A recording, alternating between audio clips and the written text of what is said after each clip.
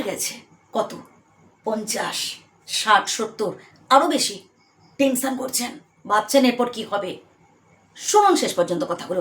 আপনারা অনেকেই আছেন পুরো ভিডিওটা না দেখে স্কিপ করে চলে যান, বা হয়তো 2-3 সেকেন্ড দেখেন তারপর চলে যান। না, যখন কোনো ভিডিও দেখবেন বা শুনবেন তাতে কথাগুলো শেষ পর্যন্ত শোনার চেষ্টা করবেন।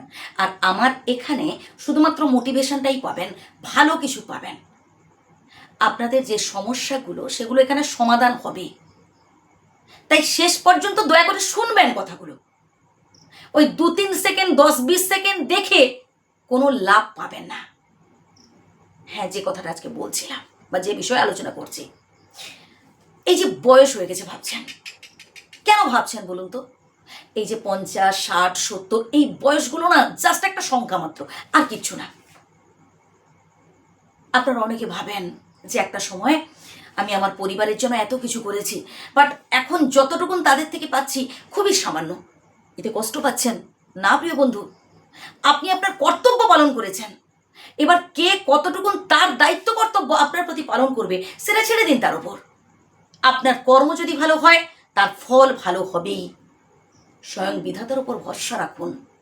যে যতটুকুন আপনার জন্য করে দিচ্ছে তাকে ধন্যবাদ দিন, তাতে দেখবেন সেই মানুষটাও খুশি হবে আপনার উপর।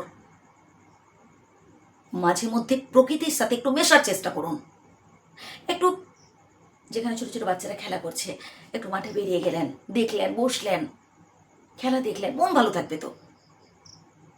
আপনার বয়সী বন্ধুদের সাথে একটু বেশি করে মিশুন। এই যে আপনি ভাবছেন না আপনার জীবনে শুধু দুঃখ, আপনার জীবনে শুধু কষ্ট, সমস্যা, না প্রিয় বন্ধু, প্রত্যেকের জীবনে দুঃখ আছে, প্রত্যেকের জীবনে কষ্ট আছে। যত বেশি আপনি এই দুঃখ কষ্টগুলোকে হাসি মুখে গ্রহণ করতে পারবেন, তত বেশি আসলে আপনি সুখী হতে পারবেন। অল্প হলেও সঞ্চয় করে রাখবেন, এই বিষয়টাও খুব গুরুত্বপূর্ণ। আপনার অর্জিত যা কিছু টাকা পয়সা, বাড়ি গাড়ি, যা কিছু আপনি কষ্ট করে উপার্জন করেছেন, নিজের নামে সঞ্চয় করে রাখুন। কারণ পরবর্তীকালে একটা সময় দেখবেন এই অল্প সঞ্চিত অর্থই অনেক বড় কাজে লাগবে আপনার। অন্য কাউকে আপনি নমিনি রাখতেই পারেন, কিন্তু সবকিছু নিজের নামে রাখার চেষ্টা করবেন। আমি অনেক বাবা মাকে দেখেছি শেষ বয়সে ভিক্ষে করে খেতে। ছেলে মেয়ে ইনকাম করে, তা সত্ত্বেও বাবা মাকে দেখে না।